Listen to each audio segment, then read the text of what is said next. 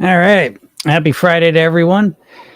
Hope you're having a warmer day than I am. It's freezing up here in New England. What we're going to talk about today is self love, using self love intentionally to lose weight, to take control of your weight.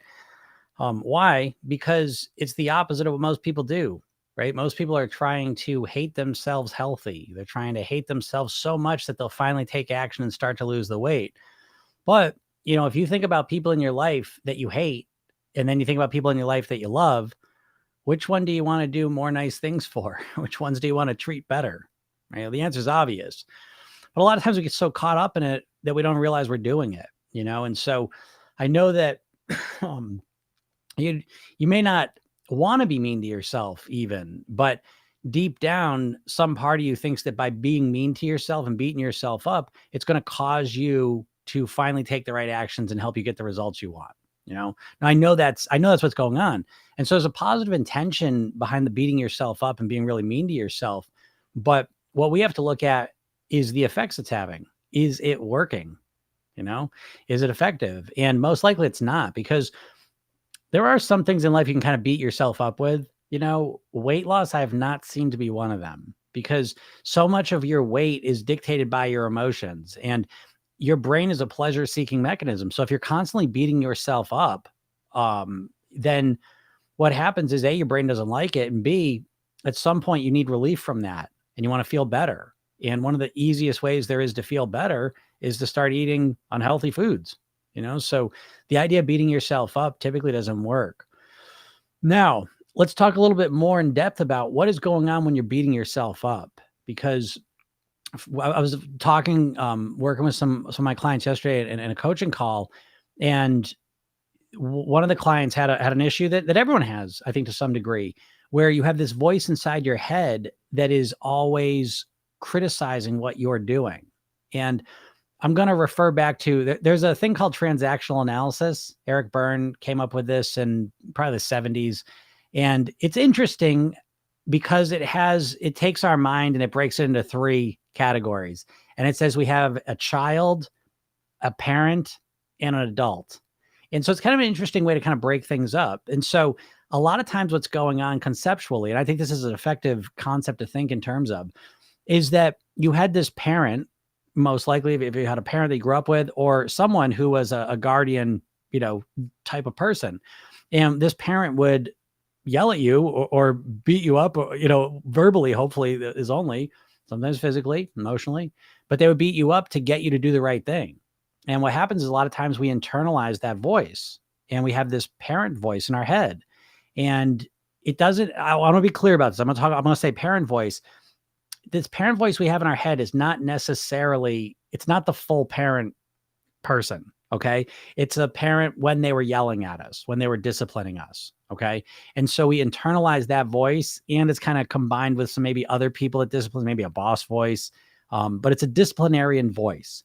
And a lot of times the discipline you've probably gotten in your life is someone yelling at you, telling you, to not do something that you did wrong. Okay. And so we internalize this. And now when we do something wrong, we have this parent voice in our head where we yell at ourselves. Now, who's getting yelled at though? Right. And so who's getting yelled at is the child. So we all know what it's like to be a child. We were a child. And so Eric Berne called these ego states, and they're literal states within us. We can access them. Hypnosis, you can do this very well. They've done, especially, they've done lots of different people, but epileptics, they've done a lot of open brain surgery, and they're literally probing around in their brain. You know what I mean? Like stimulating different areas of their brain. And you can stimulate certain areas of their brain so they'll have like this dual experience where they know to some degree that they're having surgery done, and then they're simultaneously having a memory experience that feels just as real. And so when we talk about these ego states of being a child, a parent, an adult, especially the child piece, there is a part of you that is still a child. And so when you get in this situation where you want to lose weight and you want to eat better and you want to live better and healthier, and you don't, a lot of times what's going on inside your head is you have this parent voice that starts yelling at your child voice and at the child in you. And so the child, again, doesn't have much to say, right? If an adult starts screaming at a child, the child doesn't have much to do here. Okay. So a lot of times what's going on with people is the dynamic they have going on in their mind is this child feeling is like, I want to lose weight. I want to be healthier. I want to have new behaviors. And then when it doesn't work, we have this parent voice that comes in and starts screaming at us and berating us, right? No good. You don't have to buy into this whole thing, but I think it's very, very helpful in clarifying and conceptualizing what is going on in your head, because what you're probably in the pattern of now is that you want to make a change, you want to eat better, you want to do something healthier, and you make an attempt to do it and you're not perfect with it. And because you're not perfect, or as soon as you're not perfect with it, instead of appreciating what you did do and the steps you did make, instead this voice comes in and just crushes you and makes you feel terrible. And the child just shrinks. And this almost like a bully voice, Now in transactional analysis, when we have a parent voice that's very berating, that's very abusive to whatever degree that goes to, they call it the pig parent. Again, this is not your parent in totality. It's your parent as a disciplinarian. Okay. So you may have internalized, though, this pig parent voice where when you go to make changes, where you want to lose weight, you want to be healthier, you truly do. But when you make steps to do it, if you're not perfect, if you make a mistake, all of a sudden, this intense voice comes in and beats you up and makes you feel terrible so that you don't even want to do it anymore. Okay. Have you experienced something like this, right? Because what's going on?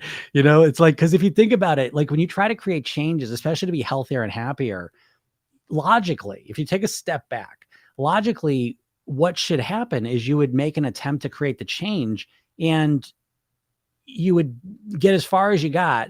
And then this voice would come in and say, it's okay. Hey, great job. Good first step. Now what can we do to make it better? Right? But a lot of us don't have that voice. And I can tell you personally, I did develop that voice. And this to me is so much of what hypnosis is. It's you developing what Eric Berman called the adult voice. Okay. So we've all had the parent, we've all been a child, but not everyone has had a role model of a well-functioning adult. And so what this becomes is a process of recognizing that when you're looking to create change, that you start speaking to yourself as you would a child or a friend of yours who you really care about. And if someone who you really loved and cared about was looking to make some positive changes in their lives and they made some steps forward and then they made a mistake, what would you say to them? How would you talk to them? Well, chances are you'd be very supportive. You'd be very, hey, great job. Hey, nothing, listen, hey, Rome wasn't built in a day. It's okay. And you would encourage them, support them, be positive with them. Right? However, when it comes to yourself, when you come to make changes, the second you make a mistake, instead you come in with that voice that just it crushes you. Okay. And I think this gets to the heart of why you're stuck in this loop where you can't get out of it, because as soon as you go to make a positive step forward, if it's not perfect, and it never is perfect because it's new. And so the second you make a mistake, this voice comes in and it kind of crushes the whole process. So how you handle that is you start to develop that adult voice, that positive, supportive, encouraging voice. And you have it in you, right? Because again, if you did have a friend or someone you cared about was making these changes, it's right there. You would absolutely be positive, encouraging for them, right? Because why? Because it's the most effective thing to do, right? Beating someone up when they're trying to make a change just makes them feel terrible, makes them want to quit. And that is what you were doing inside your head when you want to make changes to lose weight, to become healthier, to become happier. Okay. So that you want to anticipate that when you make some steps forward in a new direction that's positive and helpful, that you're going to make mistakes, that there are going to be problems. Oh, thank you for the rose, Lizzie. I appreciate that. And so you anticipate this and you recognize that when you make the mistake, you want to start developing, cultivating, working out this positive adult voice in your head. Now, sometimes in my program, we call this the coach voice, the ideal self, the adult. Okay. And it's usually a voice that people need to develop. It's a weak voice in your mind if you have it at all. Okay. You may not in your life have had a positive, encouraging, coaching type character in your life. And so that adult voice, it's just it's just a void, right? It's not there. And so part of this process really is developing that voice, because of course you're going to make mistakes. And so you need almost like, not even just a cheerleader, it's part cheerleader, but it's a more coach, it's a coach trying to help you along the path. And so having some perspective is very helpful in this. And in my program, the program is Self-In Technique. is a self-hypnotic programming technique you use, and it's broken up into the redo and rehearsal technique. And there's a lot of things that are embedded in this technique, but the big one is this, that it allows you to once a day take a step back from yourself. And this process alone is so helpful because in our lives, we're usually caught in one perspective. We kind of just go through life first person, always from this perspective, looking at things this way. And as soon as you kind of like unload a little bit, take a step back and look at yourself from a different angle, from a calm, relaxed, different perspective, you can start to recognize so many more things. You can start to see more solutions. You can start to see more opportunities for growth and improvement in a positive way. And so it's a completely different process than this one that you've probably been locked in, where you try and force yourself to act better. And then as soon as you make a mistake, you start beating yourself up, right? That is a process you probably don't even realize you're doing because you've been doing it for so long that it just seems normal. And in some situations in your life, it might have actually even been effective. You know, sometimes in a situation where it's very clear what you're doing, work, playing an instrument with a certain type of coach, playing a sport where it's very competitive. In these situations, when you beat yourself up, in some ways it can actually be okay. It can help you, kind of succeed for a little while. But when it comes to your weight, it usually doesn't work. Okay. Because again, you just beat yourself up so much that you can't, A, your emotions are driving you to eat the wrong foods, and B, you don't have the access to the resources within yourself to make the right decisions consistently. So to be able to take a step back from yourself regularly, relax, calm down, and look at yourself from a different angle, you come up with all sorts of new solutions and answers. And it's something else, And so what happens is that new voice becomes one of love, of self-love, where this weight loss process all of a sudden becomes one that is guided by a voice in your head that is caring and compassionate, supportive and encouraging. Imagine that, right? Instead of this really negative voice that's always putting the screws to you. And now if we look at this child part of you, which is the one we're looking to kind of change, and you're looking to morph into the adult voice, but the first step of it is to allow this child to make mistakes and to learn and grow from them. What a different paradigm though, right? Yeah, thank you, Lizzie, right? It makes sense, and it makes so much sense, and it's so obvious when I say it this way. And so why haven't you been doing it? That's the big question, because it reveals the truth of your mind, which is that you are primarily unconscious, unaware of why you do what you're doing and what you're even doing, And so you have a conscious mind and a subconscious mind. And most of your thinking, feelings, and behaviors are run by your subconscious mind. And you have a conscious mind that is aware of limited things. You're primarily a subconscious creature running on autopilot, and you have this consciousness kind of going along for the ride. That's a much more accurate description of how you're living your life. We're not built to be conscious and mindful every second of the day, able to make decisions every moment of the day. This is why dieting doesn't work, right? You're trying to micromanage behaviors and processes that are subconscious in nature. It's like if you had to remind yourself to breathe all day, right? We'd all be dead. We won't be able to remember. So we're not set up that way. So, so much of this process of really mastering your weight, excuse me, the first step of it, the first part of it is to become aware of what we're doing to sabotage ourselves, to get shitty results that we've been getting. Because you're doing it to yourself. Do you know what I mean? And you don't realize that because you do it so automatically that you just take it for granted. But that's why I bring up today, this conversation's going in your mind, this desire that you're so addicted to that you think beating yourself up and really sticking it to yourself, that's what's going to get you to take action and get you the results you want, and I'm here to tell you, I rarely see that work. I've seen it work so rarely. And when I have seen it work, it's a miserable process. I've interviewed hundreds of people who have successfully lost weight and kept it off. And some of those people are following a real strict diet for years. And I remember it's a handful of people, but they stick in my head because they are some of the most unhappy people that I've talked to. It's a very unhappy way to be. So again, with this, we want to remind ourselves that, the weight is a means to an end. The weight in and of itself doesn't mean you're going to be happy just because you lose weight, right? People get sick all the time, lose weight. They're not happy about it. Okay. So what we want to do is, yeah, you may want to lose weight, but that weight loss in and of itself isn't going to make you happy. We want to recognize that you want to lose weight in a comfortable and enjoyable and fulfilling way. You see, we can't say, oh, I don't care what I got to do. I just want to lose the weight. That's not true. Stop saying that, because it's not true. And that's why it's not working. At some point you got to look at what's going on. Again, that ability to take a step back and look at yourself from a different angle. We call this going meta, right? You kind of go above yourself and look down and say, what's happening? Get a different perspective on it. And what you start to notice is the reason you can't lose the weight is because of the strategies you're using. And the strategy you're using is one strategy. I know this because everyone uses the same strategy. It's to try. Now, again, you call it dieting, right? You think it's dieting, but what is dieting? It doesn't matter about the specifics of the plan, right? If one tells you not to eat carbs, one tells you, don't eat for 12 hours a day. One tells you don't eat any fat. It doesn't matter about the specifics, because where all the diets converge and become the same thing is when they say, here's the plan. Now just force yourself to follow it, right? That's where the problem comes, because that doesn't work. It's basically that idea of you consciously taking control of all your subconscious behaviors is what a diet is. All of a sudden you're going to consciously, mindfully make every food decision the proper one from here on out. Like, no way, not happening.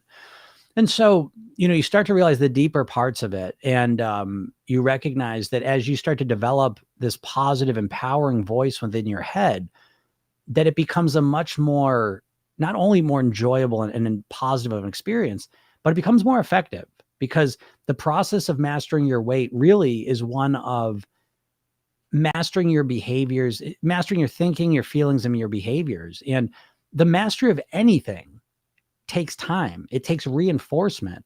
It's not just a knowledge game, So I was referenced like knowing how to write with your hand. Everything you need to know about how to write. Okay. But you can only do it with one hand. So you don't need to go out and get a book about how to write with my left hand. You know what I mean? Like, there's not some new information you need to learn. What you would have to do is you would have to practice and reinforce writing with the other hand. They'd probably learn it quicker than the first time because you do know it. But again, the process of learning it and being able to do it is one of reinforcing and practicing. Okay. Now, when it comes to weight loss, you don't think about practicing or reinforcing at all. You just think, okay, I got the plan. I know what to do now. Now I just got to do it. And that sets you up to have this setup in your mind of having this voice in your head that's really berating you and forcing you to just follow the plan, but that doesn't work. I mean, geez, do you need any more proof of this? It's like, how much less could it work before you start to realize, you know what, I want to go about it differently. Now, again, I don't blame you for this, because, we learn and we choose from what we know. And so to come up with this, it's taken me 30 years, it's just not out there because we're just bombarded and flooded with the diet mindset, and again, it seems like it's lots of different diets and options. And so it's the illusion of choice, in hypnosis, we call it the double bind, where we say, do you want to make one payment or two payments? But it's assuming the sale, right? So I'm giving them a choice, but both choices assume the sale, right? And so with weight loss, it's the same thing, but there's 100 choices of all these different diets. So they seem different, right? But at the end of the day, again, it's the same thing where they're saying, okay, here's the plan. Now force yourself to follow it. And that's where things get, that's where it falls apart. It doesn't matter what the specifics of it are. It gets to the part where it's like, you're just supposed to use your willpower to force yourself to behave in a new way. And that's not enough, not enough at all, It's even to the point where I'm talking about the voices in your head, you better recognize the voices in your head because they're hypnotizing you. They're literally controlling your weight. And if you don't know about them, you're just completely missing the whole story. It's like, again, it's a Band-Aid for a cannon wound. You know what I mean? You got your arm blown off by a bazooka and you're putting a Band-Aid over it. That's kind of what it's like with the weight loss and the diet mindset. It's just completely inadequate, for the task at hand. I mean, you need the mindset piece, right? You need a lifestyle piece, and then you need eating strategies that are geared and developed around who you are. That's what you need to really master your weight. It's not enough to just someone who's never met you, hasn't taken you into account at all, just say, okay, here's the plan. Just follow it. You're a unique person. You got your own unique preferences, genetics, and lifestyle. And so the idea that you're just going to be given an eating plan, that's like, oh, here's a new living plan for you. Just live this way. It's like, how complex that is? Like, how much goes into your eating, And so this idea that you just need the plan and then you're just going to follow it it just proves, if you think that's going to work, It proves a complete absence of understanding of what you are as a being, and how you're organized mentally, your conscious and subconscious mind and how they operate. This idea that you think you're just all of a sudden just going to take over all these processes. It's not going to work. You know what it feels like? You know what a dieting feels like? Just to kind of metaphorically explain it to you. If you've ever gone on vacation, like to a new place, especially if you've gone to like a foreign country, okay? Because that'd be like the ideal parallel here. But it's like if you go on vacation to a foreign country or someplace you've never been before, that experience where it's like you don't know where anything is. And so what do you have to do? You have to think about every single thing. You can't take anything for granted. You don't know where to get coffee. You don't know where to get, breakfast. You don't know where to get anything. You don't know where to get the paper. Nothing, And so in that situation, it's tiring. You're not built to be this conscious person who's constantly making decisions all throughout the day after day, and that's what you're doing with the dieting. And that's why it's not working. You're literally working against yourself. You're not built that way. And so if you don't realize that and you believe that that's the way you do it, then you keep trying, it doesn't work. And then you create the belief that I can't lose weight. No matter what I do, I can't lose weight. Because no matter what I do is basically no matter what diet I try, right? It's whatever diet I try. Because what other things are you doing to lose weight other than a diet? I'd love to hear it. If there's anything else you've done to lose weight other than a diet, please share it with me. And what I mean by diet is like just consciously trying to force yourself to act differently, So yeah, you're still going to use your conscious mind, you know what I mean? But you're going to use it in a more strategic way. And that's really gets to the heart of weight mastery, is that you need to be more strategic with what you're doing. And you're not being strategic. Your weight loss methods are built around a tactic. Okay. So it's a tactic of, okay, I got to stop eating carbs. Oh, I got to stop eating for 12 hours a day. Oh, I have to eat less fat, whatever. It doesn't matter. I have to just eat Mediterranean food. I have to just eat Jenny Craig food, whatever. Okay. It's one tactic and you use your willpower to force yourself to follow it. And this because as soon as you get off track with it, you go right back to how you used to be, which is to say your subconscious program never changed.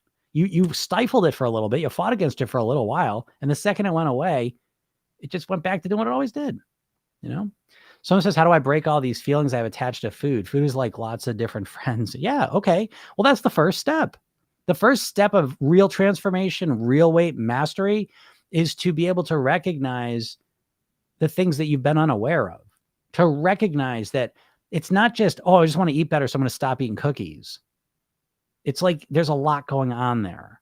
I say this a lot, but the diet is like, do you remember Just Say No to Drugs in the 80s? Just say no, right? Now we laugh about that now, right? Because we're educated. We understand there's a lot more going on under the surface than just the ability to say no. Just say no to drugs is such a superficial, inadequate strategy to stop doing drugs. We know this now, right? There's a lot of deeper stuff going on. But it's the same thing with weight right now. We're in the just say no to food stage of weight loss. And so I hope it doesn't take another 40 years for people to figure this out, but that's where we're at. And just as it was so ineffective for drugs, the just say no to food is just as ineffective for weight loss, because there's so much more going on under there. So the fact that you realize food's like a lot of different friends is a step in the right direction. Because you need to recognize what's going on. Yes, you subconsciously have all these associations to food. So congratulations for recognizing that, because now it lets you start to see what's really going on here. And it sets you up to create strategies to truly deal with the real problem. The problem isn't that you don't know what to eat, that you don't know what to do. You know all that stuff. If you were a robot and just wrote in what you're going to eat all day and then just did it, you'd have no problem losing weight. The problem is you know what to do. And when it comes time to do it, some other part of you feels compelled to eat the wrong stuff, And so we need to recognize this and start to realize the deeper things going on and then start to work on them. And I hate to tell you this, but I'll say it now so I don't waste your time if this isn't for you, is that weight mastery, and I like to use the word weight mastery as opposed to weight loss. Weight mastery is a never ending process. And you're in the business of thinking that weight loss is a phase. I just want to lose the weight. Well, then what? What then? Because how many people on here have lost weight and then put it back on? Is there anything worse than that? I'd rather just not lose the weight in the first place, right? Than do all that work and then have the disappointment heaped on top. So we need to orient ourselves right from the beginning that this is a forever process. I want to lose the weight forever. I want to live at my goal weight. That's my goal. I don't want to just lose weight, because you have this idea you're going to lose weight and then what? Because I say all the time. I said, I don't give a shit what I got to do. I just want to lose the weight. Then what? I don't give a shit. I'll figure it out then. No, you won't. You probably won't, because losing weight is a different process than living at your goal weight. You don't believe me, maybe, but you'll find out. I don't know what to tell you, or you've already found out. I get people all the time. Like it's scary to people. They're like 5-10 pounds away from their goal weight. Now they're scared because all they know is being overweight or losing weight. Right? They don't know, what am I going to do once I get to the goal weight? I don't know. You never practiced it. This entire process about one of you losing weight. Listen, you don't want to lose weight. Losing weight is just a phase. It's going to take you a couple of weeks, couple of months. Okay. Maybe a couple of years. And then you want to live the rest of your life at your goal weight. You know what I mean? So you might as well start with the goal. I want to live at my goal weight for the rest of my life, and add this little tag on there. On near autopilot. I want it to be fun and easy. I don't want to obsess about food and dieting my whole life. What a shitty quality of life that is, So you can do all that. You can live at your goal weight. You can have it be practically on autopilot. Now, when I say practically on autopilot, what do I mean? I mean, like your teeth brushing, right? You brush your teeth every day, and it's 90% a subconscious process. You do it at the same times, the same places, the same way every time. Now, you're somewhat aware of if you did it or not, but it's primarily a subconscious program that just runs on autopilot. Pretty nice to have that, isn't it? Because you don't have to worry about it. It just kind of runs on its own mostly. You're still, again, sometimes you I got to do that, whatever, but it's mostly a subconscious process. So this is the secret to mastering your weight, is to learn how to program your subconscious mind to eat and think and feel and live in a way that keeps you at your goal weight. Doesn't that sound better? Right? You're so wrapped up in this weight loss merry-go-round, that you can't even imagine another way. And so that's why I like to get on here and talk about these things. But I want to answer this. So I like the analogy of being in a foreign country. That's a good one, right? It's a good way to kind of think about it. And that's what it feels like. It's overwhelming and tiring. Diets are like an endurance test, right? Do you know endurance tests that they do on you? They're not meant to be beaten. You can't beat the endurance test. It's just a measure of how long you can do it for. And that's kind of like what dieting feels like for people. There's no sense of like, you don't beat it. It's just like, how long can you diet for usually? And it's set up, I'm telling you, subconscious. I go in this all day long, but the subconscious programming, like how you subconsciously understand dieting, is just, it's dooming you, right? And so one part of that is that it is just a temporary thing. I'm going to diet until I lose the weight. And then what? And people have no plan for that, and they don't think about that. So there's so much wrong with the dieting mindset. So I'm glad that made a difference to you. So true. I lose the weight, then I relax and I put it all back on. Yeah, exactly. It's because, again, your weight loss is, if you're even successful losing weight, it's because you consciously force yourself to live in a certain way, but you never change the subconscious programming. So, I mean, again, it's amazing. And you might've had this experience yourself, where it's like, you may have forced yourself to eat well for 6 months or a year and you lost all the weight. Right. But you never changed any of the subconscious programming. And then you relax, or you get distracted, or you get sick, and the willpower fades away a little bit. What happens? You go right back to how you were, as if it never changed, because it never did. So right off the bat, we want to recognize that. Do you know that you can't get rid of bad habits? You don't know this. And so I want to let you know this. So you don't, because the worst part to me is that you take this on personally. You now think, you probably have the belief, I can't lose weight. No matter what I do, I can't lose weight. And you think it's because there's something wrong with you. You see all these other people succeeding on diets. I saw the before and after pictures. Why can't I do that? Right? Well, 95% of people can't lose weight on a diet. When 95% of people are failing at something, it's not you, it's the strategy. So I try and express that to you so that you can start feeling a sense of hope and, the ability that you can change this. It's not you, it's the strategy. The strategy sucks. Dieting sucks. And I could talk for 10 hours about why dieting literally keeps you overweight. Okay. But you can't even imagine any other way to lose weight other than dieting. This is why you're trapped. You're in a literal mental prison when it comes to your weight. And you've been hypnotized by the diets. And you're saying, well, Jim, why would diets want to help me lose weight? No, they don't. The diets are all owned by the big food companies. Weight Watchers owned by Heinz. Jenny Craig owned by Nestle. The company that owns Atkins Food Products, the same company that owns Onions, Pretzels, and Cinnabon. Okay. So all these big giant diets are owned by the food companies. So it's the same thing. And it's so insidious because the people you're looking for solutions from are actually not giving you solutions. They're giving you a tactic that seems like it might be a solution, but it's not. They never give you the mindset piece. They never give you the lifestyle piece. They never show you how to genuinely create eating strategies that are built around you and your situation. And so you just follow some plan, you force yourself to follow it for a little while, and then you get tired and you go back to how you always were. So I want to give you the eyes to be able to see that process is what's going on, because you have probably repeated it 10, 20, 100 times and you just don't see it. And so I'm trying to point this out to you so that you can at least start down another path. So what's the path? The path is that you don't start tomorrow, Monday, and everything's 100% perfect. I'm all now. Because what do you think? Tomorrow's going to come and you're just going to completely 100% change your lifestyle and how you're eating and how you're living. And you're going to be perfect with that until you reach your goal weight. It's so juvenile to think that way. Don't take this personally. But when you get a little perspective on it, you say, holy shit, that's a ridiculous way to think about it. You're right. So what's a better way? Well, it's just like anything else. You start with where you're at. You pick one thing, one shitty eating habit you have, the worst one, and start working on it. How can I fix this? How can I make it better? What can I do? You come up with a strategy to help yourself eat better with that one. And then you get a handle on it. You start to get some implementation. Great. What's the next thing I can do? Just like you'd get better at literally everything else in your life, right? It makes me nuts. I use this a lot because I can't think of another example, but it's like the way people approach diet, like weight loss. It's like if you wanted to play the piano and you're like, okay, I really want to play the piano. I want to play as fast as I can. So I'm gonna start playing 8 hours a day. Okay, great. Maybe the first day, and the second day your hands are all crumpled up and you can't do anything. Right? That's kind of what dieting is. You're so overcorrecting. You couldn't keep that up in a million years. And then on top of the way overcorrecting it, you leave no room for a mistake. You make one little mistake and that's it. That voice comes in again, right? Beating yourself up. And you wonder why you can't lose weight, because you only accept perfection. It's because you're trying to do it all at once, And so again, I give you this perspective. I share this with you so that you can see it. It's right there in front of you. But you can't see it. Why? Because you're in a state of hypnosis. I'm not going to go into all the reasons why that is, but you can try, believe me or no, it doesn't matter. But how can something be right in front of you? How can you have gone through this process so many times and not recognized it? On top of that, how could everyone around you go through the exact same process and you not recognize it? You recognize it enough to know. Be honest with me. If someone is like, oh yeah, I'm going to start losing weight. I'm start this diet. Do you ever really believe that it's going to work for him?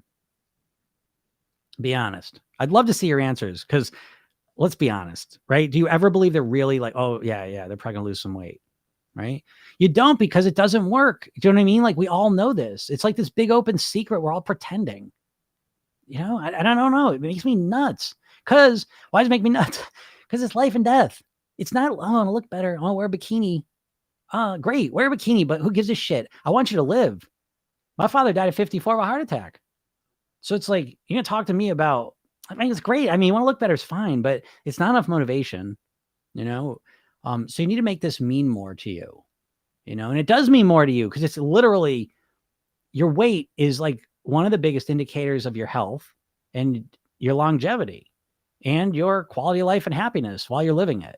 Not because of how you look. Okay. But because of all the effects it has on you physically, mentally, and emotionally, So it's one of these core factors in your life, but you're so minimizing it. I just want to lose weight so I can look better, and it's like, I don't listen, I'm not blaming you. Okay. You've literally been hypnotized by the diets. You've seen millions of diet ads in your life. And what are they always showing you? The before and after picture. It's always about how you're going to look better. Okay. So they're always orienting you to how you look, not to how you're going to feel, not to how long you're going to live. That's what's going on inside your body. I got a training, by the way. So it's like, if you haven't watched it yet, right, you can go to my bio or my link and it's right there. It's 3 steps to master your weight. But one of the first things I do is I show this fMRI scan, like an internal scan of a normal weight person and an obese person. And because I want to orient you to what the hell's going on inside your body, not how you look on the outside, but how you look on the inside. And the diet industry is always focusing on the outside. Okay. But the real motivation comes from what's going on the inside.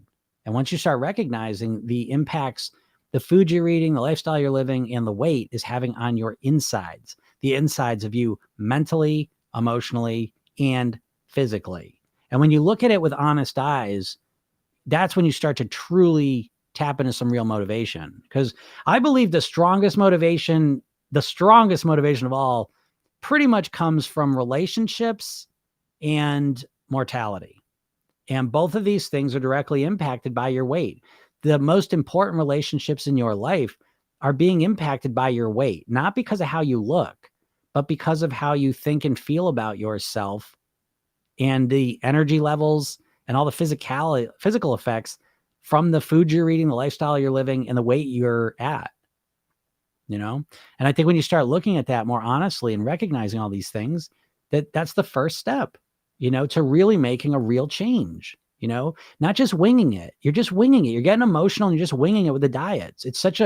Do you see that? Right? It's so super. It's such a shitty plan. It's not a plan. It's a tactic. Oh, I'm going to try. Let me see what I'll try this week. What a shitty way to start something that's so important. It's like, I use the metaphor a lot of like college, right? Because now they have like a course called Coursera, right? And it's like you can go on there, you can get like a degree's worth of information from like Stanford. You know what I mean? It's like some of the best colleges in the world. And it's like, here's all the courses, right? So that you can go there and do the whole, get a bachelor's degree of information there. But how many people are going to do that, right? You can do it for free. So there's no real commitment. There's no real support. There's no real structure to it. You're by yourself. What are the chances of you going through 4 years? You know what I mean? It's like, no way.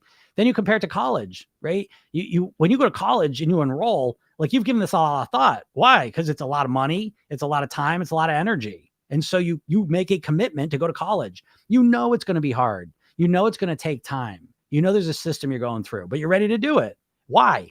Because it's really important to you to get this information to set yourself up so that you can do what you want to do in life. Okay. You need that level of commitment and focus and decision-making and engagement with your weight. And you're not doing that. You're so cavalier about it, so casual about it, even though you're obsessed with it all day long, every day for years and decades, right? But you never actually make a real commitment to fixing it, So you got to recognize this, and again, you don't do that because you undervalue.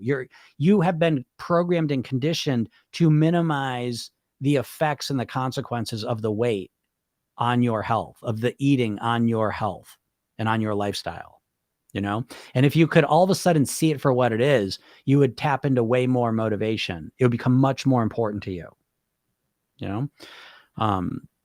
Someone says, Jim, forgive me at this stage. We understand diets don't work. So give us your full solution. Okay.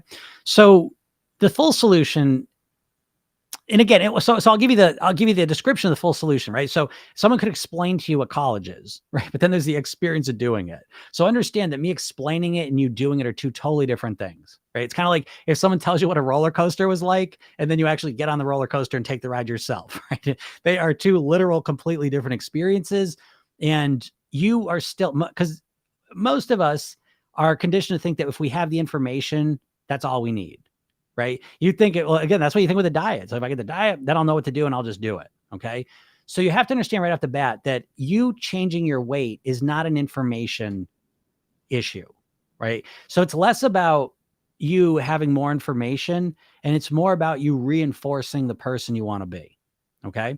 So that's the first step. Now, my approach, so I'll describe my approach to you. I'll explain it to you, is that my approach to weight, first of all, it's weight mastery. Okay. So we need to be very specific about that. Weight loss is coded in your mind as a temporary thing.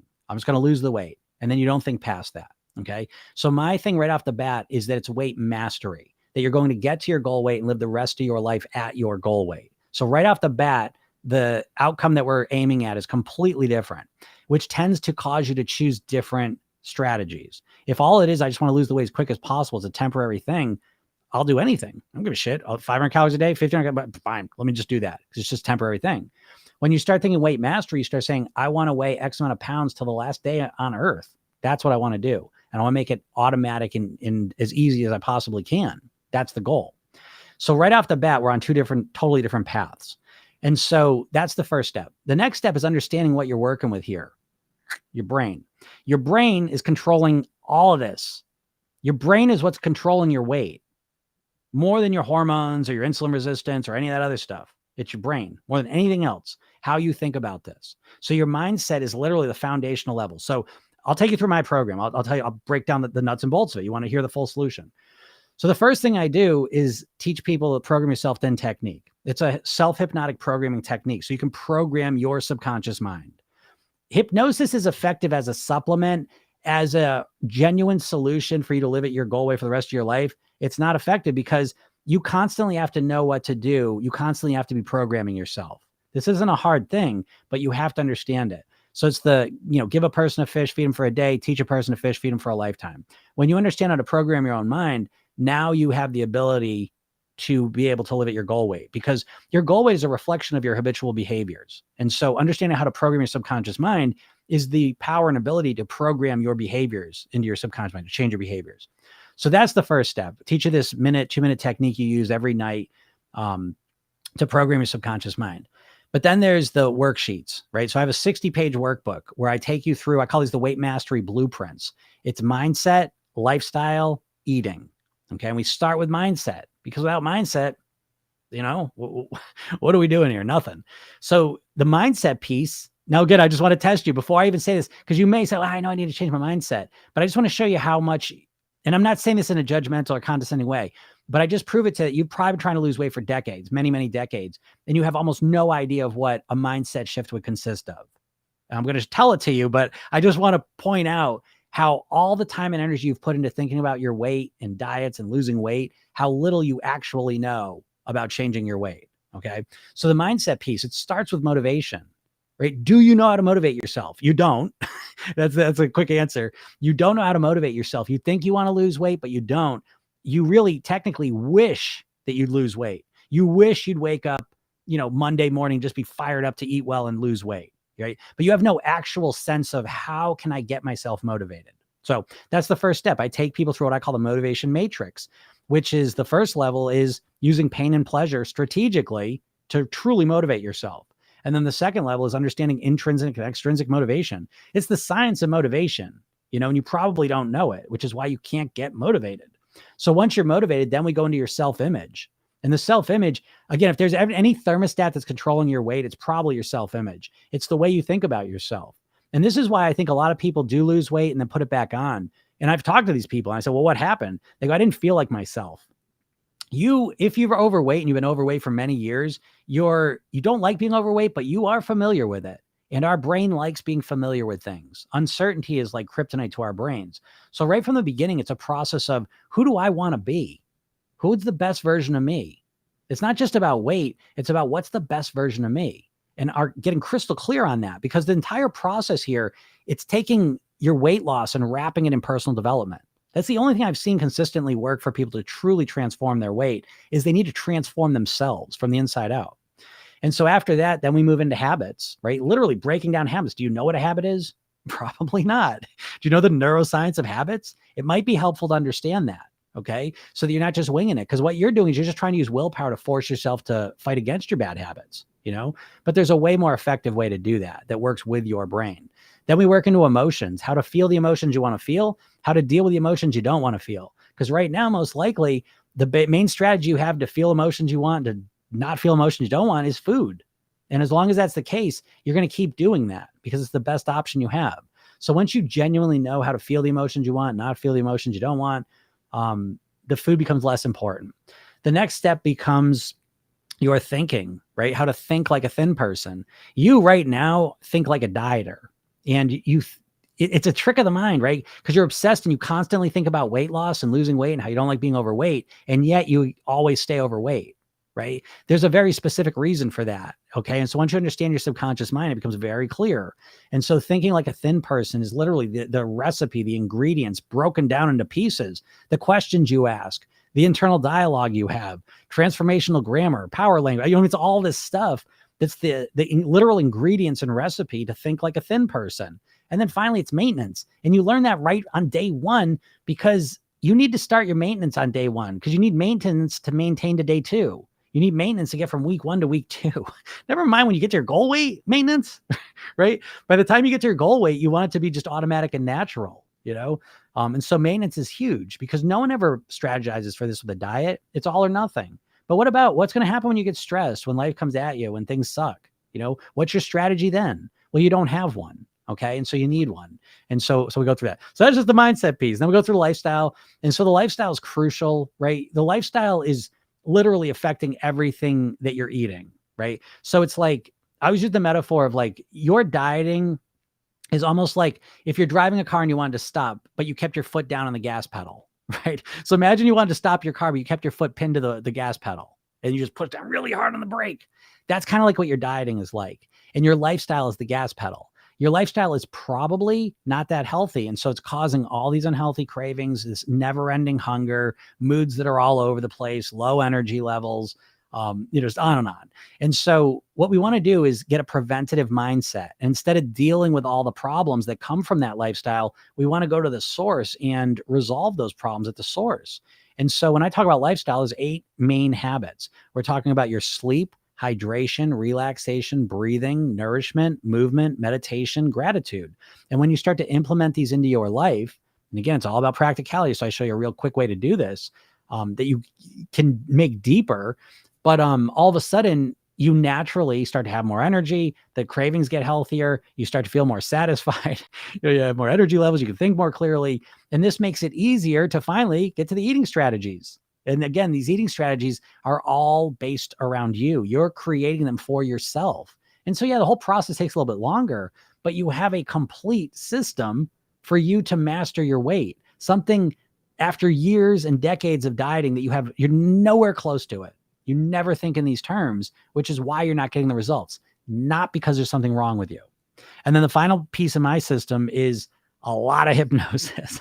So my program's delivered through the phone, right? And so every day for 8 weeks in the morning, you get a 5-minute hypnosis session. You listen to it within 30 minutes of waking up. And not only does it relax you and activate your parasympathetic nervous system, but you're getting all these positive suggestions. You know, what you don't realize is you have a steady stream of dialogue running with all sorts of phrases and concepts and ideas that are keeping you overweight.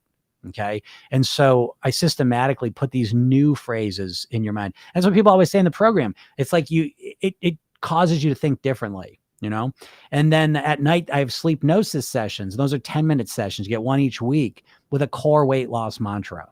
Right. And then there's like another 25 sessions that are longer that are, unique to your situation. So that's the program. So that's what I would suggest. That's my full solution. If I wanted to lose weight, which I did. And, listen, I was 50 pounds heavier and it was just a miracle. I mean, like, again, I was exposed. I took a semester off from school at a time when I was binge drinking regularly. I was 50 pounds heavier. I was a mess in a lot of ways. And it was just a pure miracle, gift from the universe that I got exposed to hypnosis, NLP, Tony Robbins, yoga, meditation, guitar, martial arts, literally all within a couple months.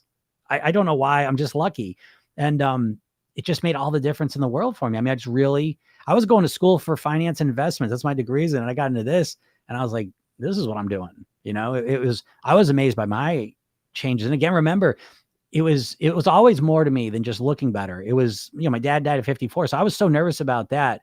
So I was really scared when I was 19, 50 pounds heavier, living such an unhealthy lifestyle. You know what I mean? It really wasn't primarily how I looked. It was like, holy shit, I did not want to die at 54. You know what I mean? And that's a core pain motivator for me.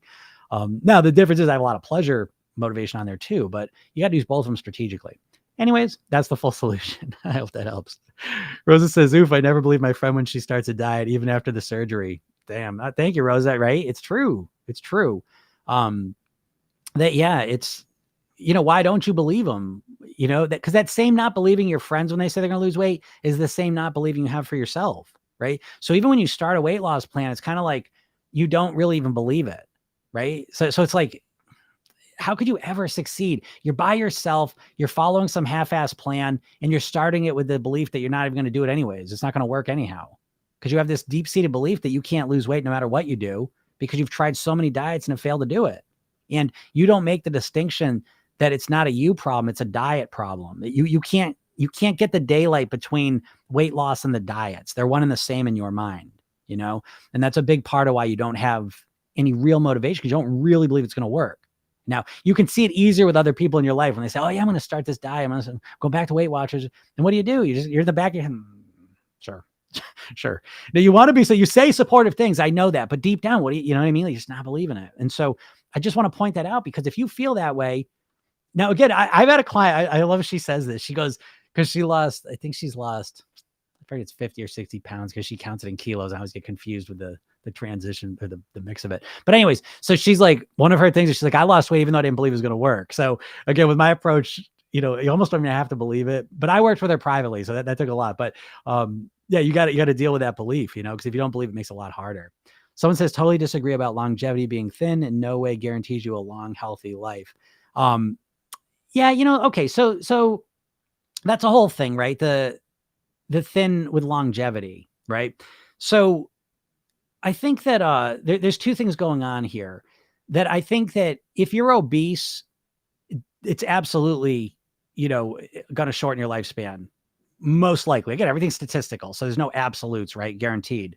But if you look at being at your ideal weight, but hey, listen, yeah, they come out with stuff. I don't know. It depends where you look, right? There's the Framingham Heart Study is one place that's been an ongoing study where people that were overweight, women, lost 3.3 years of their lives on average. They live less, that 3.3 years less. Obese women live 7.1 years less. Okay. There's that piece. So being at your ideal weight or being a little bit over your ideal weight probably doesn't make too much difference in your health, right? You can be pretty healthy regardless. Okay. So, I would agree with that, but I do think that there's a mental and emotional piece to it. And listen, my saying with mastering your weight is that it takes two things. It takes action and it takes acceptance. Okay. Because we live in a society where we're constantly bombarded with this sense of perfection physically. And so I think almost everyone to some degree has got to at some point work on accepting themselves for who they are. Because like, I'll give you an example, right? So I was like, in my mind, like the perfect body I'd love to have is like Brad Pitt in Fight Club. I think, like that's what I'd like to wake up tomorrow looking like. Okay. If I could just snap my fingers. But I don't look like that, and I probably never would. And the amount of work it would take to make that happen, you know what I mean? I would never do it. I just don't care that much. But if you're not happy with your weight, right, then all of a sudden, you do have to add some acceptance onto it, I believe. And then it's up to you to figure out what weight you want to live at. So by the way, let me make clear, when I say thin, what I mean is your goal weight. I think I define thin as living at your goal weight. And I think your goal weight, I define that by the weight that makes you the happiest, the healthiest, and gives you the best quality of life. And so every person has to decide for themselves what that number is. Okay. I think the BMI charts are not a bad place to start, but then ultimately, again, your weight doesn't live in a vacuum. You can't just pick a weight. You got to recognize you got to live a certain lifestyle in order to achieve that weight. And so, anyone could lose all the weight they want pretty much if they're just willing to eat carrots and drink water, right? But no one wants to do this. It's shitty quality of life, right? So you got to ask the question, what am I willing to do? It's like, again, I'd love to look like Brad Pitt in Fight Club. I mean, could I look like that? Yeah, probably if I really dedicate myself, to it.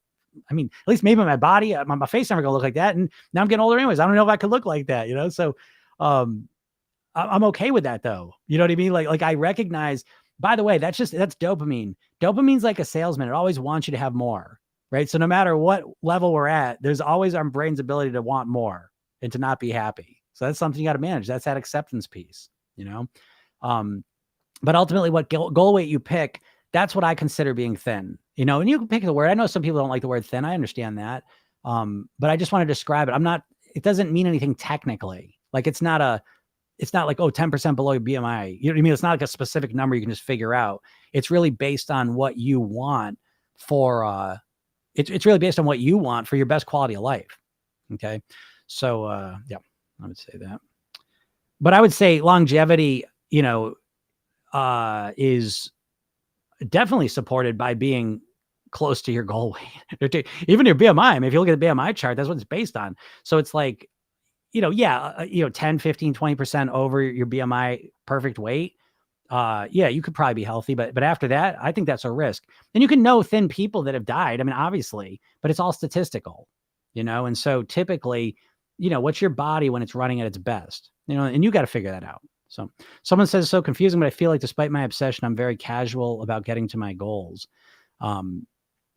Yeah, right. Well, that's the weight thing, right? That's what I mean. It's such a paradox that people can be so obsessed with weight and thinking about losing weight and eating in a way constantly, but they they don't really ever they never really commit to fixing it. Well, I would say, right, okay, this person doesn't equate the longevity or the health with it, but um, it's like if you got diagnosed with cancer, right? You would very quickly mobilize and take that on in a very intentional way, right? Now I'm not equating being overweight with cancer, but what I am saying is that the weight sometimes it's like it's on that level in the sense mentally, right? Like people are just so obsessed with it. It brings them so much unhappiness. And yet they get caught in the loop of just thinking about it all the time and never actually fixing it. Now, how does that happen? Because I work with all smart people. I will say that. Like I attract very smart, perfectionist minded type people into my program. And so how is this possible? Right? How could they be so successful in certain areas of their lives and then struggle with this area, not commit to it? And I think this is where the dieting thing is so insidious. It's so completely the way people think about weight loss that they can't even imagine another way to approach it. And at the time you get to 40, 50, 60, you've tried so many diets and they haven't worked that the smartest, the most ambitious, the most willpower based people kind of give up. And so they get into this process where they're constantly thinking about and obsessing about their weight and food and how they want to lose it, but they never actually make any commitment to it. And I think that's a big problem personally. That's why my program, again, part of it is a commitment. You know what I mean? Like it's an investment of time, energy, and money because you've got to shift your paradigm. You have to approach this like college, filling out a 60-page workbook. It's like, it's a commitment, but then you have it, and it's, I don't know, it's very much like college, and you need to have that level of commitment and focus to make it happen. I believe, because I think a lot of people, when you look at it, like it's just a winging it. It's just like a deciding on a Sunday, and, oh, tomorrow I'm going to try it. You know what I mean? It's like, there's zero strategy, zero forethought. It's just, let me see what happens, for something that's so important, such a central part of their thoughts and feelings, I can't explain that part. I don't know why it is that way, but it is that way. Also, when you lose weight, I always get, oh, your face has changed. You don't look like you anymore. Yeah. Yeah. All my life, everyone has said, oh, you have a beautiful face because I've always been overweight. Yeah. Okay, Hilda. I'm glad you said this because this gets to the core of it. I promise you, if you're overweight right now, it's because you want to be overweight. Don't get upset. You subconsciously want to be overweight. Consciously, you want to lose the weight, but you don't do what you consciously want to do, right? You consciously know how to write. You may want to write with the other hand, but you can't do it.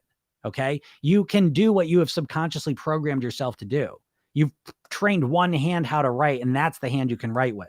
Okay. So our subconscious mind is running our reality. It's running your weight. And if you are overweight, there's a very good chance you want to be overweight. If you're a woman, you may not want to deal with the attention from men.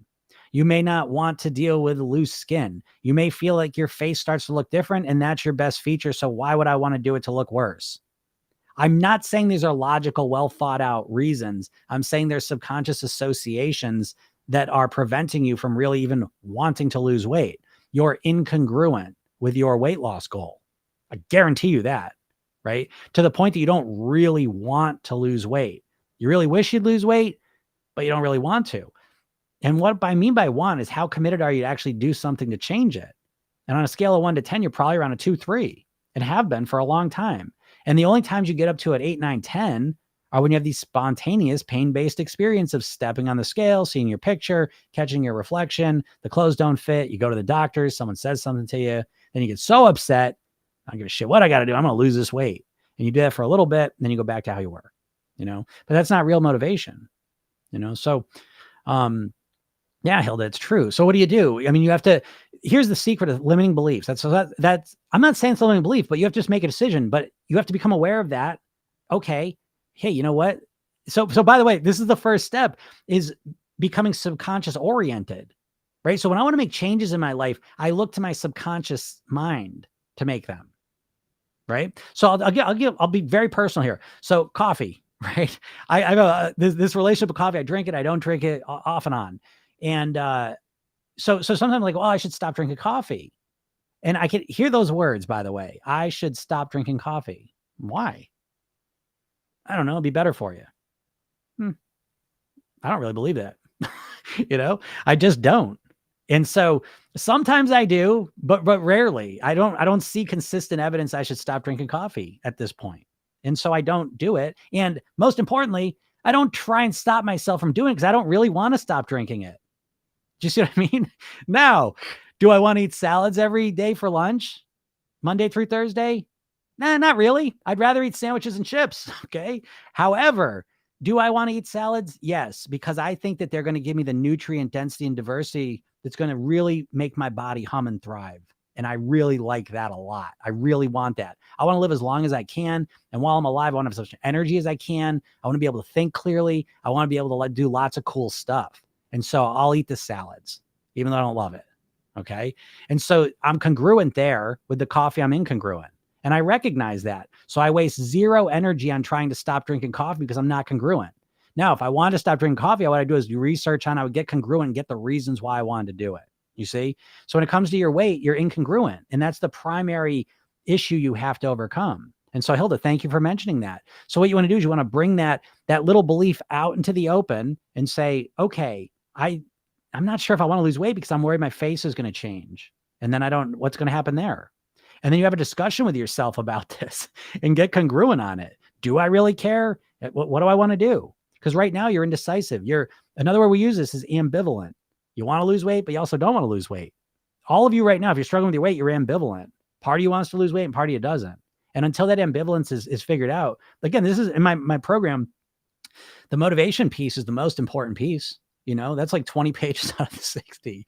It's not that much, but it's like 10 or 12 pages of it. It's the biggest part of the program because it's getting congruent, right? It's resolving that ambivalence, because things in your life that you're not ambivalent about, things that you're 100% congruent about, maybe work, right? Maybe if you have kids, okay? Because there's lots of times you don't feel like going to work, but you go. Why? Because you're not ambivalent, because you want to live in your house and have all the things money buys you, right? With your kids, there's times you don't want to deal with the shit or take care of them or do the stuff you got to do with kids, but you do it. Why? Because you're congruent with being the parent you want to be. And that congruency gives you power. Now it comes to your weight loss and you say, I kind of want to lose weight, but it sucks and it's hard, and so you're ambivalent. And part of that ambivalence is the limiting beliefs you have about actually losing weight, like literally not wanting to lose weight. I just told you why. Loose skin, attention from men. It means I'm sick. Right. So a lot of people associate losing weight with being sick. Maybe you've gotten sick in your life seriously and lost a bunch of weight, and now you associate them together. Or maybe people you loved, right, got sick, like a sick, cancer, die sick. Okay. Or some kind of sickness like that. And before they died, they lost a bunch of weight. And now you associate those together, and that's a big one because there's no part of your brain or body that want you to lose weight. Understand you're in this body and brain that have evolved evolutionary in a food scarce environment. This gets to the core of the problem in a nutshell. This is why eating a cookie feels so good and eating a carrot feels like meh, because you have evolved. When you eat something with a lot of calories in it, your brain releases lots of dopamine. And so that feeling of liking a cookie is not because it tastes that way. It's because you've associated that taste with lots of calories. And your brain wants calories because it says it's going to store the fat. So if there's food disappears, we're going to have some backups and some stores. So you got to work about this, which, by the way, gets to a part of why, if you're just trying to motivate yourself just by focusing on losing weight, good luck. It's not enough motivation. No part of you wants to lose weight. So how do you do this? Well, you have to reframe the process. It's not tricking yourself, but the real secret is to approach this in a way that what you're focusing on is intrinsically motivating. Losing weight is not. And you have to focus on it in a way that the improvements you're making are about something else, but they also create the secondary effect of you losing weight. And so this is why I say, if you start focusing on your personal development, on being the person you want to be, that's a much more motivating concept to you. And if you kind of weave your weight loss around that, I think you're going to find you have a much easier time creating the results you want, because right now you're just fixated on weight loss, and there's a million problems with that. It ain't working, it probably won't. Hey, look at that.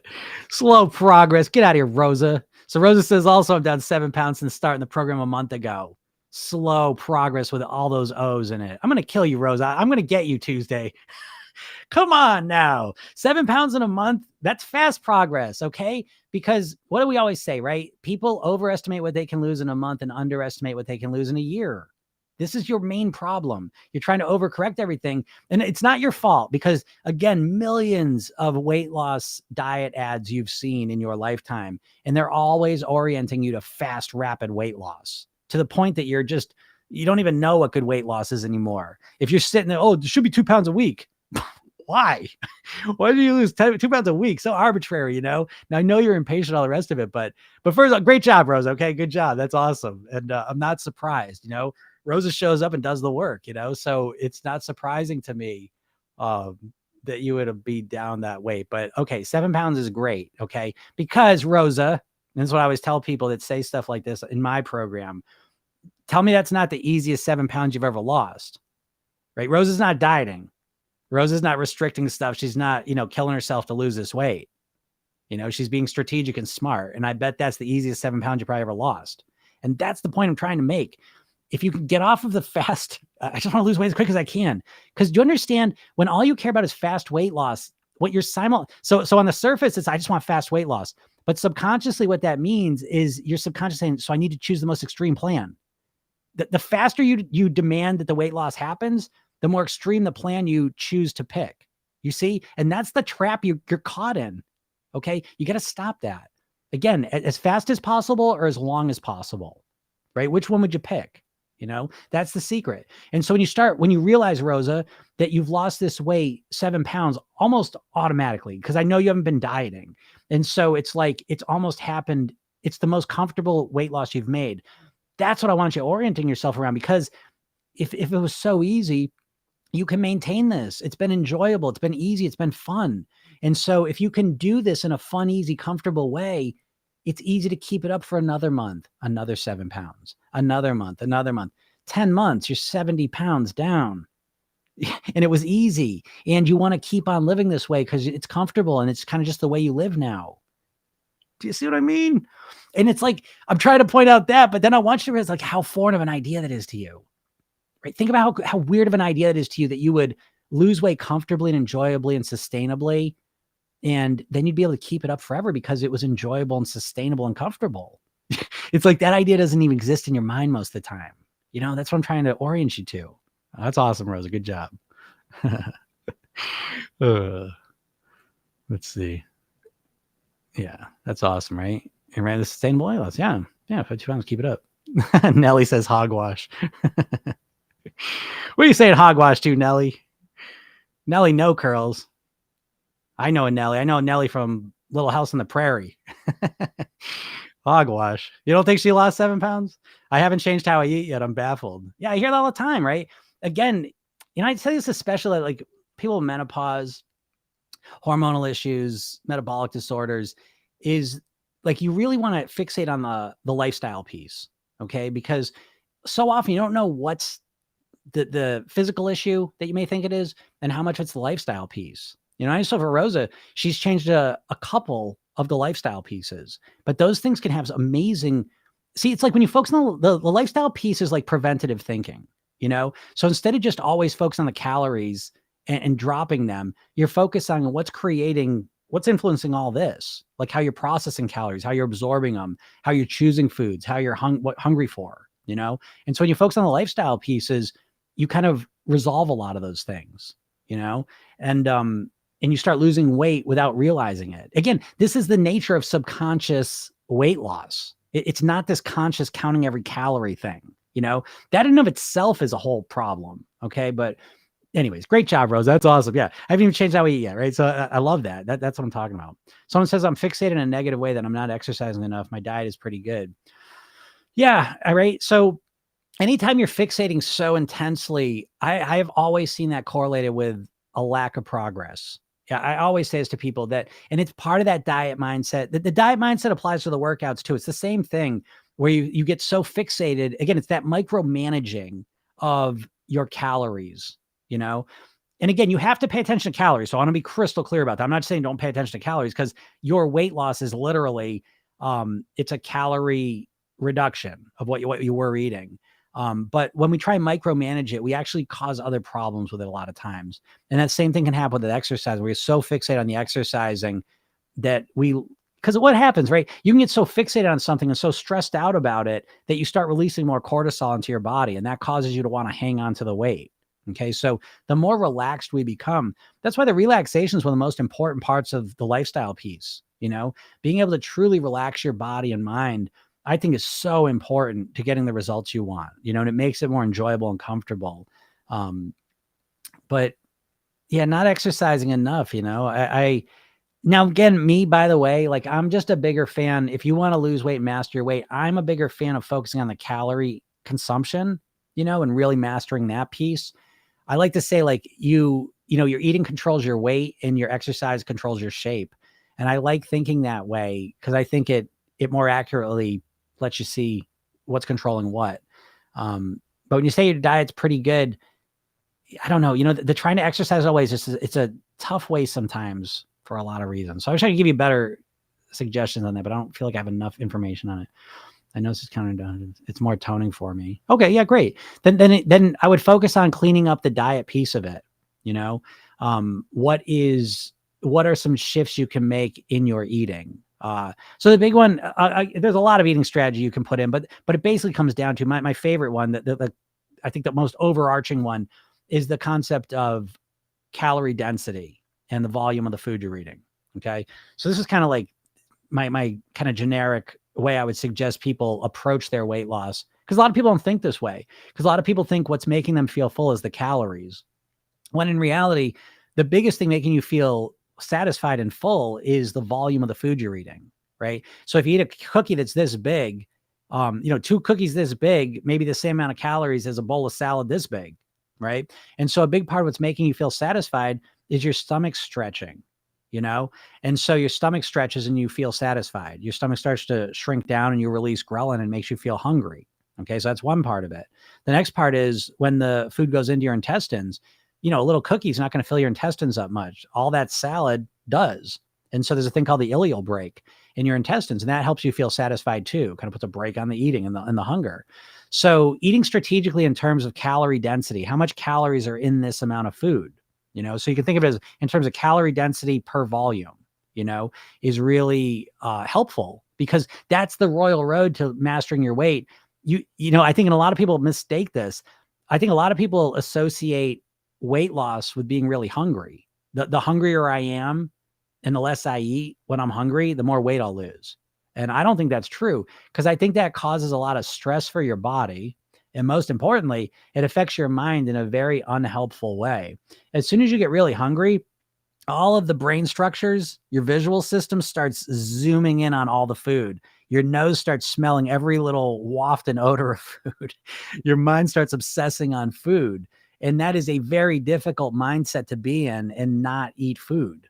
Okay. So I find the idea of like starving yourself or being really hungry as the path you're going to take to lose weight as very short-sighted and is very ineffective.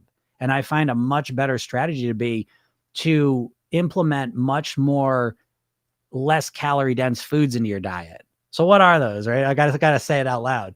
That's usually vegetables and fruits, greens, natural foods tend to be much less calorie dense. They take up more space and there's not a lot of calories in them. Okay. So that to me is kind of the royal road, because then you feel satisfied, but you've lowered the calorie consumption. So you start losing weight. Someone says, do you need to track calories? So this is, okay. So it depends what you want to do, right? So it depends on the person. And again, this one comes down, my royal golden rule of weight loss, in my opinion, is that there's no right or wrong. There's only what works for you. Okay. And I believe that more than anything else, and I think this flies in the face of all dieting, because with dieting, we just become little kids and tell me what to do and I'll do it. You won't. And if it's not built for you, what are we doing? I mean, this is your eating. This is your life. This is you. How are you going to just leave this up to someone else to tell you what to do? It's weird. It's so weird. It's like you saying like, well, I just want to have a good lifestyle. Oh, well, here's a lifestyle. This is what you should do. Well, that's not for me. I don't like doing any of these things. Well, I don't want to do this. Right. But when it comes to eating, people are like all about it. No, just tell me what to eat. Huh? It's so weird but it doesn't feel weird because we've just habituated to it. So we're just bombarded with it nonstop, so it seems normal, but it's the craziest thing. It's just the craziest to me. So, do you have to track calories? I don't like tracking calories personally. That's me. Now you can go to like the Reddit subreddit Lose It, right? And they're all about, they call it Kaiko, right? Calories in, calories out. And so does it work? Hell yeah, it works. Your weight is dictated by the calories you take in more than anything else. Okay. And I think right underneath that is the lifestyle piece, right? And I think that has a lot of benefits, but yeah, calories is the big one. Now, not all calories are built the same, there's all this stuff. If you eat, 100 calories a cookie and 100 calories of lettuce, you will probably absorb less of the lettuce calories because a lot of those calories are bound to fiber and the fiber passes through you. And with a cookie, there's no fiber. It's just all powder and it just all gets absorbed, so that's a factor. So it's not just the calories we're taking in, it's the ones we absorb, that's part of the process. There's your microbiome, right? Same type of thing. You have a microbiome. Do you know this, right? You have more non-human cells in your body than you have human cells. It's a creepy idea. They call it the second genome. It's the microbiome. And the more they learn about it, they kind of known about it. They call it your gut bacteria. And they've known about it for a long time, but it wasn't until they could do genetic testing on it to realize, wow, it's like they know specific, there's different types of bacteria now. And so someone who's like a vegetarian will have a different microbiome than a meat eater. Someone who really eats a lot of sugar and flour is going to have a different microbiome than someone who eats a lot of natural and unprocessed foods.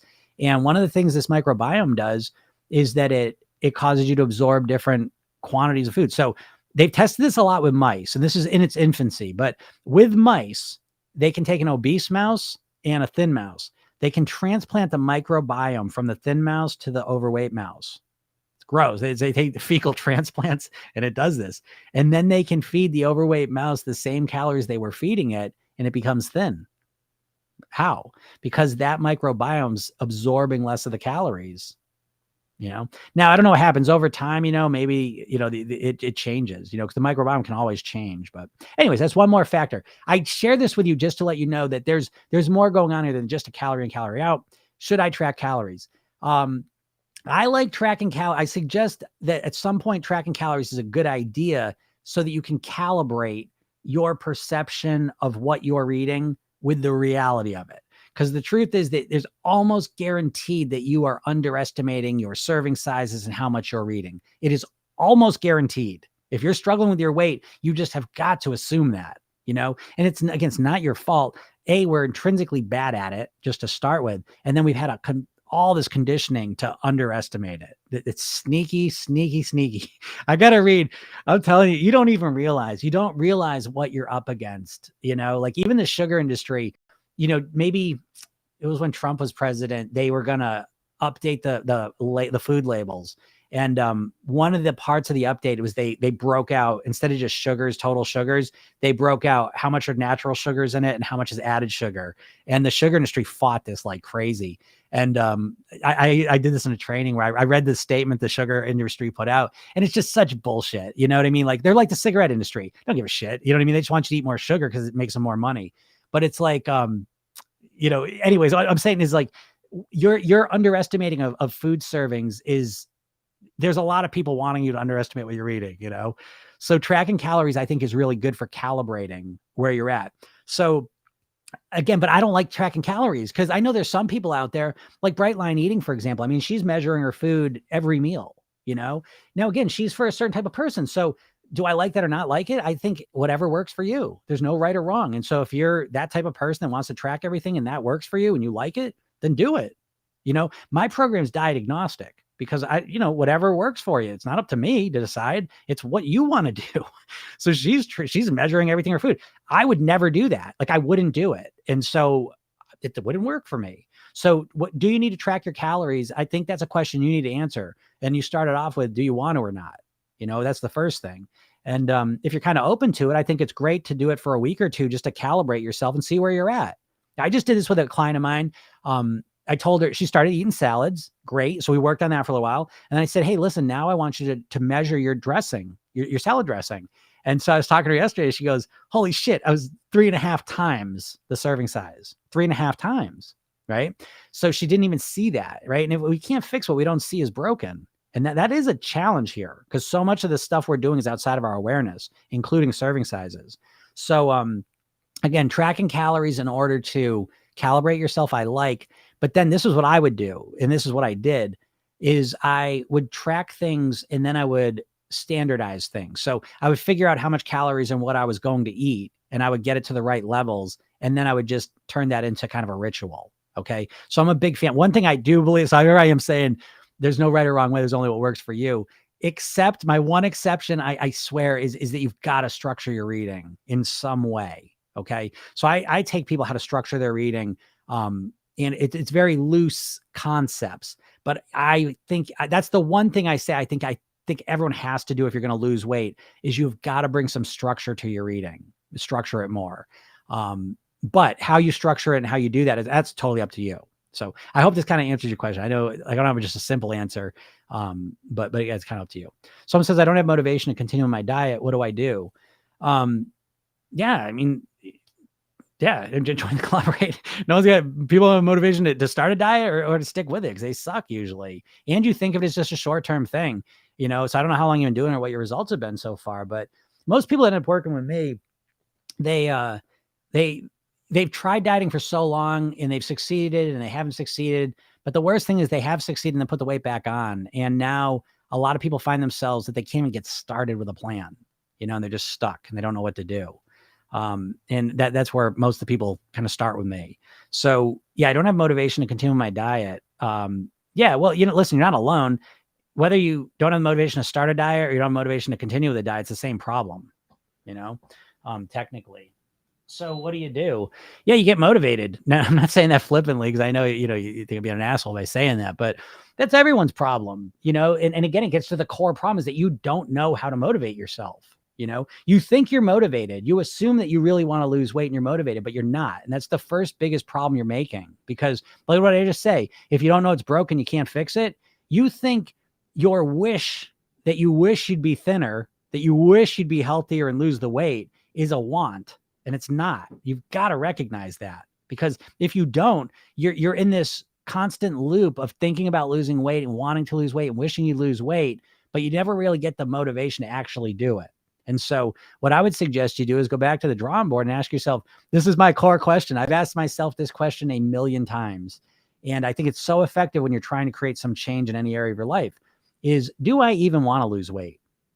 And answer that question honestly, genuinely, you know, because sometimes you're going to find, I don't really want to lose weight. I don't give a shit, you know? And I think that's a great place to be because at least you're honest with yourself, you know, because there's nothing worse than trying to do something you don't really care about. You aren't even motivated for. So yeah, my suggestion to you is the same suggestion I give everyone is, why do you even want to lose the weight? Why? And I think what you'll quickly realize is that you have very impotent motivation, you know, it just doesn't do anything for you. And you never address that. You just assume that you are motivated and that you should lose weight, right? And that's the words when you hear people saying losing weight, I really have to lose weight. I should lose weight. I need to lose weight. No, you don't. And no, you don't. And no, you don't. You don't. Nope. You don't need to. Should, why? You know? And so a lot of people are making this decision to lose weight, but it's not congruent with them. It's not coming from within them. It's coming from some perceived social pressure that they're feeling that they should lose weight. And it's not enough motivation, you know? So yeah, your motivation it's the engine that drives the whole process. And without a strong engine, you ain't getting nowhere, you know? And so never mind a fucking diet. It's like your biggest problem is that you don't even really want to lose weight. So let me give you an example of what I mean by motivation. It's just a thought experiment. Don't freak out about this. But imagine the person you care the most about in the entire world was kidnapped. And the kidnapper said, you will never see this person again in your life unless you lose weight this month. Should that person be nervous or are you going to lose weight easy? No problem. Right? What if the kidnapper says, and I'm going to put all your favorite foods around you all the time too? You wouldn't give a shit. I don't care. I'm not eating them. I want to get this person back. That's motivation. That's congruency, right? That's desire on a level 10. Now I just say that to you just as a thought experiment so you can experience what real genuine motivation would feel like. And now measure that against how much motivation you typically feel, you know, which is way down here. So you need to recognize that first, because that's the first step.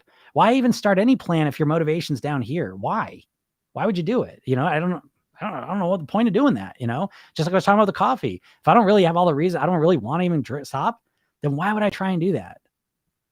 And that's how most people are approaching their weight loss. So yeah, give it some thought. Give it some thought and think about it.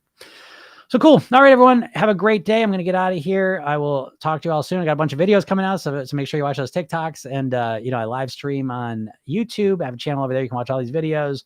Podcast is Program Yourself Thin. And if you want to go watch the training I put up there, 3 Steps to Master Your Weight, go check it out and change your body.